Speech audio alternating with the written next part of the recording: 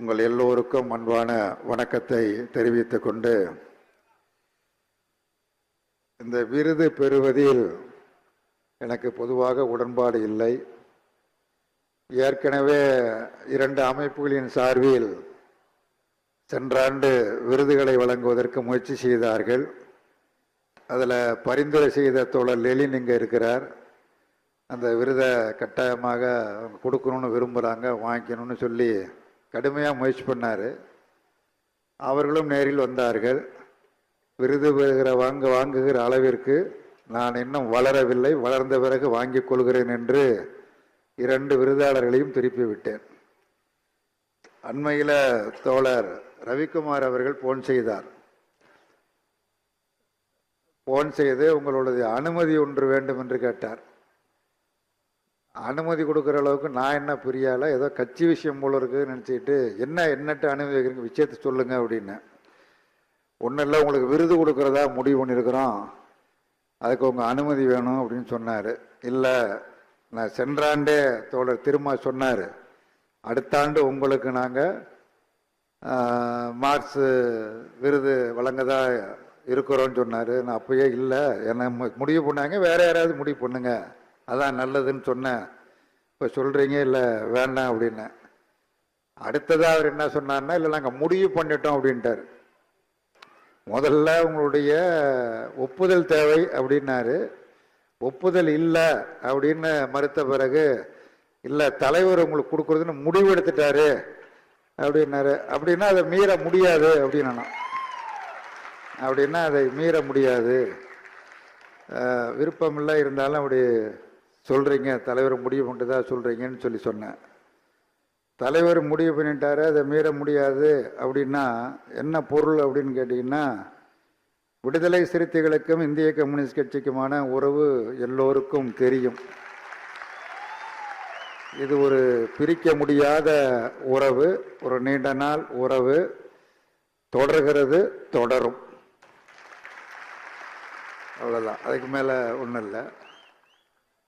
அப்புறம் என்னை பற்றி இதெல்லாம் சொன்னாங்க. விருது எனக்கு வழங்கியிருக்கிறாங்க. இது எனக்கு வழங்கப்பட்ட விருதல்ல, இந்திய கம்யூனிஸ்ட் கட்சிக்கு வழங்கப்பட்ட விருது. இந்திய கம்யூனிஸ்ட் கட்சியை அங்கீகரித்து வழங்கப்பட்ட விருது. இந்திய கம்யூனிஸ்ட் கட்சியின் சார்பில் தோழர் திருமா அவர்களுக்கும் விடுதலை சிறுத்தைகள் கட்சிக்கும் எனது மனமார்ந்த நன்றியை தெரிவித்துக் கொள்கிறேன். அப்புறம் வாழ்க்கை குறிப்பெல்லாம் திரும்ப அங்கே படித்தார். 8ஆம் வகுப்பு, 8ஆம் வகுப்புனா 8ஆம் வகுப்பு இந்த முழு ஆண்டு தேர்வு எழுதணும்ல, எழுதலை. பள்ளிக்கூடத்துக்கு ஒரு வணக்கம் போட்டு வந்தாச்சு. ஆனால் நான் உயர்நிலைப்பள்ளி, அப்பொழுது எஸ்எஸ்எல்சி தான், உயர்நிலைப்பள்ளி முழுசாக போகலை, அல்லது கல்லூரி போகலை, பல்கலைக்கழகம் போகலை, பட்டம் வாங்கவில்லை என்பது உண்மை என்று சொன்னாலும், எனது பல்கலைக்கழகம் என்பது தஞ்சை மாவட்டத்தில் வாழ்ந்து கொண்டிருக்கிற விவசாய தொழிலாளர்கள் தான் என்னுடைய பல்கலைக்கழகம். அங்குதான் படித்து தேர்ந்து கற்று இன்றைக்கும் நான் கற்றுக்கொண்டுதான் இருக்கிறேன், மாணவனாகத்தான் இருக்கிறேன். அவர்கள்தான் என்னை உருவாக்கினார்கள், அவர்கள்தான் என்னை வளர்த்தார்கள், வார்த்தெடுத்தார்கள். அதனால்தான் இன்றைக்கு பல்வேறு பொறுப்புகளில் பணியாற்றி கொண்டிருக்கிற வாய்ப்பை அவர்கள் ஏற்படுத்தி தந்தது. நான் அவரிடம் கற்றதுதான் அதிகம். அவர்கள்தான் எனக்கு பேராசிரிய பெருமக்கள் என்பதில் சொல்வதில் நான் பெருமகிழ்ச்சி அடைகிறேன். இது மேடைக்காக சொல்லப்படுவதல்ல, மிக மிக யதார்த்தமானது. ஒரு பொதுக்கூட்டத்தில் 82 ஜனவரி 19 ஒரு வேலைநிறுத்த போராட்டம் நடைபெற்றது. நாடு தழுவிய வேலைநிறுத்த போராட்டம். அதில் தமிழ்நாட்டில் காவல்துறை மிக கடுமையாக நடந்து கொண்டது. துப்பாக்கிச் சூடு நடைபெற்றது. நாகூரான், அஞ்சான் போன்ற பலர் கொல்லப்பட்டார்கள். அத்தனை பேரும் விவசாய தொழிலாளர்கள் தான். அதை கண்டித்து திருத்துறைப்பூண்டியில் ஒரு பொதுக்கூட்டம் நடைபெற்றது. அப்பொழுது நான் ஒன்றிய செயலாளர். என்னை முன்கூட்டிய முன்னெச்சரிக்கை நடவடிக்கை என்கிற பெயரால் கைது செய்து சிறையில் கொண்டு திருச்சிறையில் வச்சிருந்தாங்க. போராட்டம் நடைபெற்ற 19ஆம் தேதி காவல்துறையினர் நடந்து கொண்ட இந்த மோசமான செயலை ஜெயிலில் சொன்னாங்க, தோழர்கள்லாம் சொன்னாங்க.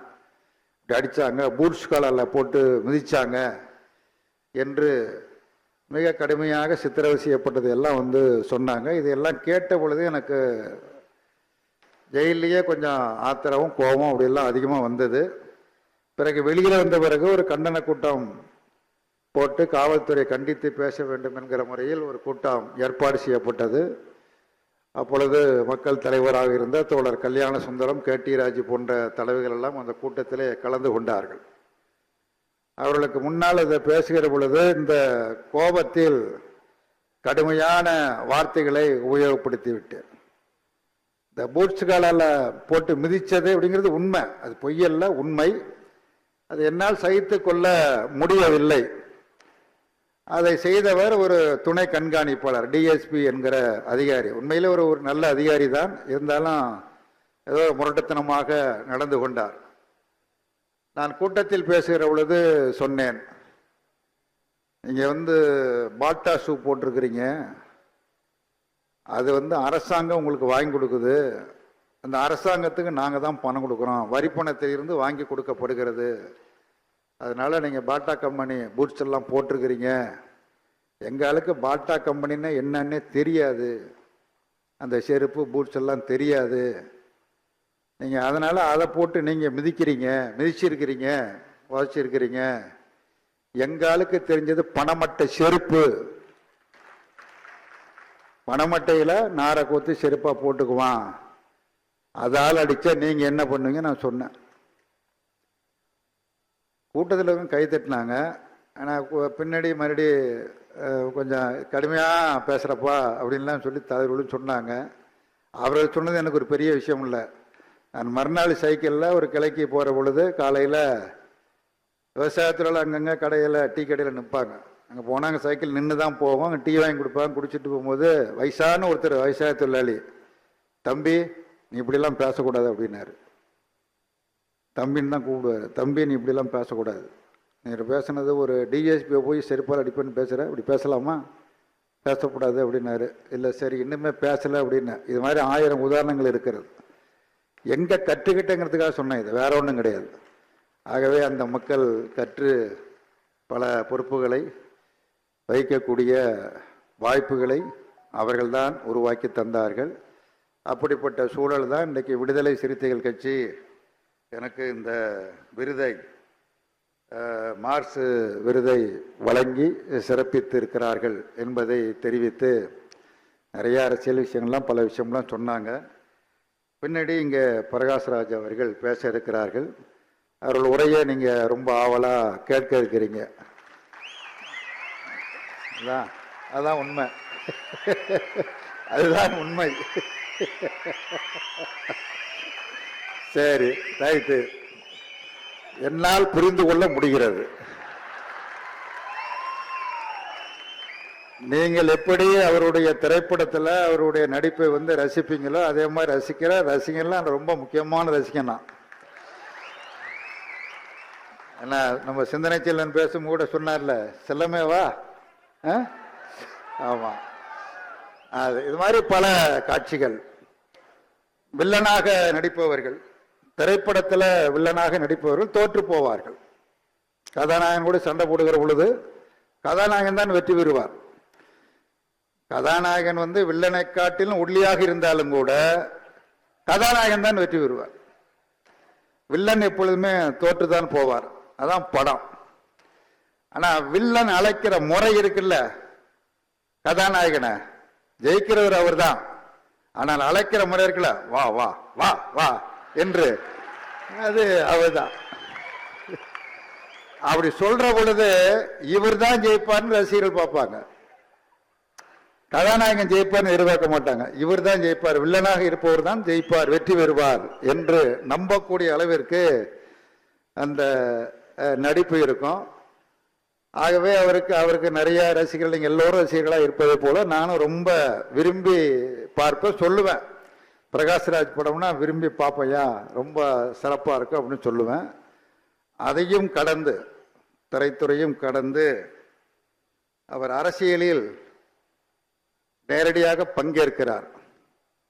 ஆனால் அவர் இப்போ அண்மையில் கேரளா திருவனந்தபுரத்தில் காங்கிரஸ் கட்சி வேட்பாளரை ஆதரித்து அங்கே பேசினார். அங்கே ஆதரித்து பேசினா எங்களை எதிர்த்து பேசினார்னு அர்த்தம்.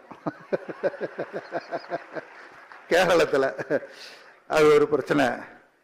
அப்படி ஒரு சொல்லுகிற பொழுது நான் காங்கிரஸ்காரன் அல்ல, நான் எந்த அரசியலை சார்ந்தவனும் அல்ல என்று குறிப்பிட்டார். இதுதான் அரசியல். நான் எந்த அரசியலையும் சார்ந்தவன் அல்ல, எந்த கட்சியிலும் உறுப்பினர் அல்ல. ஆனால் அதே நேரத்தில் அநியாயத்திற்கு எதிராக நான் போராடுவேன் தான் சொன்னது. கௌரி லங்கேஷ் படுகொலை, அதுக்கு பிறகுதான் ஒரு அரசியல்ல வரார். கௌரி லங்கேஷ் படுகொலை, அதற்கு முன்னர் 3 பேர் படுகொலை செய்யப்பட்டிருக்கிறார்கள். கோவிந்த பன்சாரே, கல்புர்கி போன்றவர்கள் 3 பேர் படுகொலை செய்யப்பட்டிருக்கிறார்கள். கடைசியாகத்தான் கௌரி லங்கேஷ். இந்த கொலைகள் ஒரே மாதிரியாக நடந்திருக்கின்றன, ஒரே மாதிரியாக நடந்திருக்கின்றன என்று சொன்னார்கள். ஒரே ஒரு வழக்கில் தீர்ப்பு வந்திருக்கிறது. அந்த தீர்ப்பும் எய்தவன் யார் என்று இதுவரையில் வரவில்லை. அம்பு அகப்பட்டிருக்கிறது, எய்தவன் யார் என்று வரவில்லை. கௌரி லங்கேஷ், கல்புர்கி, கோவிந்த பன்சாரே என்று படுகொலை செய்யப்பட்டிருக்கலாம். ஏனென்று சொன்னால், ஏன் படுகொலை செய்யப்படுகிறார்கள்? மாற்று கருத்துக்கு இடமில்லை. அதுதான் பாசிசம். பாசிசத்தை நிராகரிக்கிறோம், பாசிசத்தை நாங்கள் ஏற்க மாட்டோம் என்று இந்த மேடையில் இருக்கிற தலைவர்கள் திருமா உட்பட எல்லோரும் சேர்ந்து திரும்ப திரும்ப கூறுவது பாசியத்தில் மாற்று கருத்துக்கு இடம் இல்லை. அவர்கள் சொல்வதை கேட்க வேண்டும், இல்லை என்றால் கொலை செய்வார்கள். அதைத்தான் ஜெர்மனியிலே ஹிட்லர் செய்தான். அந்த ஹிட்லர் தற்கொலை செய்து கொண்டு செத்து போனான் என்பது வரலாறு, இது எல்லோருக்கும் தெரியும். ஹிட்லர் சாகவில்லை. இந்தியாவில் இருக்கிற மோடி தான் ஹிட்லர். அமித்ஷா இது போன்ற நபர்கள் தமிழ்நாட்டு தேர்தலில் 9 முறை வலம் வந்தார். பூனை உரியை சுத்துவதை போல சுற்றி சுற்றி வந்தார். அது 19ஆம் தேதி வாக்குப்பதிவு நடைபெற்றது. 4ஆம் தேதி முடிவுகள் வெளிவரும். தமிழ்நாட்டை பொறுத்த மட்டில் திருமாவளவன், ரவிக்குமார் உள்ளிட்ட 39 பேரும் நின்ற நமது அணியின் சார்பாக நின்ற 39 பேரும் நாடாளுமன்ற உறுப்பினர்கள் தான். அதுக்கு யாருக்கும் மாற்று கருத்து என்பது இருப்பதற்கு வாய்ப்பு இல்லை. எடப்பாடி ஒரு 10 சீட்டில் ஜெயிக்கலாம்னு சொல்லலாம், அது அவருடைய உரிமை. பாஜக நாங்க ஒரு 10 சீட்டில் ஜெயிப்போம்னு சொல்லலாம், அது அவங்களுடைய பேச்சு உரிமை. அதை போய் நம்ம மறுக்க முடியாது. ஆனால் உண்மை என்ன, கள நிலவரம் என்னவென்று சொன்னால், எங்கேயும் நீங்கள் வெற்றி பெற மாட்டீர்கள் என்பதுதான் உண்மை. நாங்கள் தான் வெற்றி பெறுவோம் என்பது யதார்த்தம். அப்ப இதற்கு பிறகுதான் வட மாநிலங்களுக்கு நம்முடைய பிரகாஷ்ராஜ் அவர்கள் குறிப்பிடுகிறது போல மாமன்னர் செல்லுகிறார். அவர் தான் சொன்னார் மா மன்னர் என்று குறிப்பிட்டார், பிரதமர் என்று எங்கேயும் குறிப்பிடவில்லை. ஆமா, உண்மையிலேயே ஒரு மா மன்னர் தான். ஒரு மன்னரை போன்றுதான் அவருடைய நடவடிக்கைகள், ஆடை உடைகள். அவர் சொல்றாரு, குச்சம் இல்லாம சொல்றாரு, நான் தேநீர் இது ரயில் நிலையத்தில், புகைவண்டி நிலையத்தில் தேநீர் விட்டேன். தேநீர் விற்றவன் உடையாது. அவர் அணிந்துகிற உடை சாதாரண உடையா? எத்தனை லட்சம் எத்தனை கோடி என்பது அல்ல.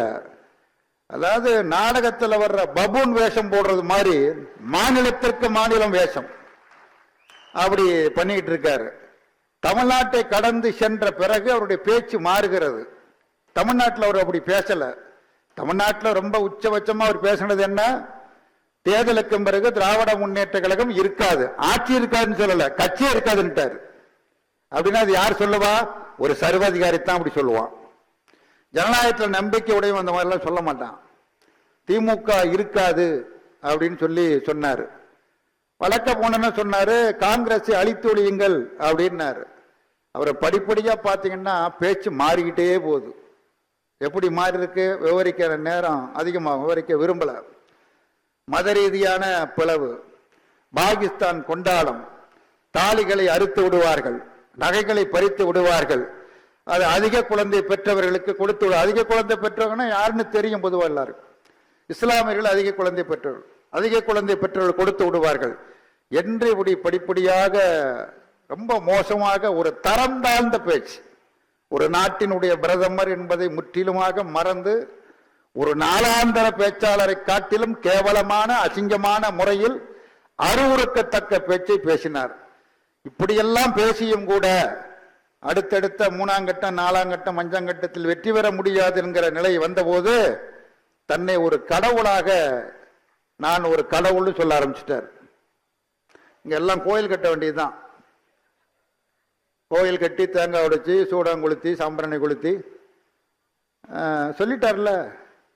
ராமாயணத்தில் ராமன் அவதாரம், ராமனாக மனிதனாக வந்தது, அவர் அவதாரம் எடுத்து வந்தார், கிருஷ்ண அவதாரம் என்பதை போல நான் கடவுளால் அனுப்பப்பட்டிருக்கிற பிரதிநிதி, நானும் ஒரு கடவுள் என்று இன்னும் 2 நாள்ல என்ன சொல்ல போறாரோ தெரியாது.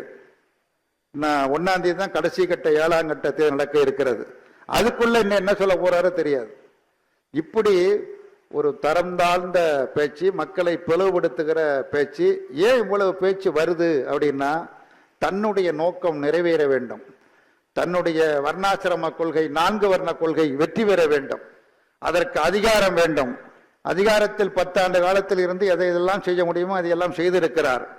அடுத்து இன்னொரு முறை வாய்ப்பு கிடைத்தால் அந்த வாய்ப்பை நன்றாக பயன்படுத்திக் கொள்ளலாம் என்கிற அந்த வெறித்தனம் அவரை இப்படி பேச வைத்திருக்கிறது. நாட்டு மக்கள் மிகுந்த விழிப்புணர்வோடு இருக்கிறார்கள். நிச்சயமாக நல்ல தீர்ப்பைத்தான் வழங்குவார்கள். ஆனால் மக்கள் நல்ல தீர்ப்பை வழங்குகிற பொழுது சட்ட ரீதியாக செயல்பட வேண்டிய, நடுநிலையாக செயல்பட வேண்டிய, நேர்மையாக செயல்பட வேண்டிய, அரசியலமைப்பு சட்டத்தால் உருவாக்கப்பட்ட ஒரு சுதந்திரமான அமைப்பான நம்முடைய தேர்தல் ஆணையம் ஒரு பல்லில்லாத பாம்பாக இருக்கிறது. ஏராளமான புகார்கள் கொடுத்தாகிவிட்டது. திருமா உட்பட டெல்லிக்கு போய் புகார் கொடுத்தார். எல்லா கட்சிகளின் சார்பாக கொடுக்கப்பட்டிருக்கிறது. தலையிட வேண்டும், தடுத்து நிறுத்த வேண்டும் என்கிற கோரிக்கை எல்லாம் வைக்கப்பட்டது.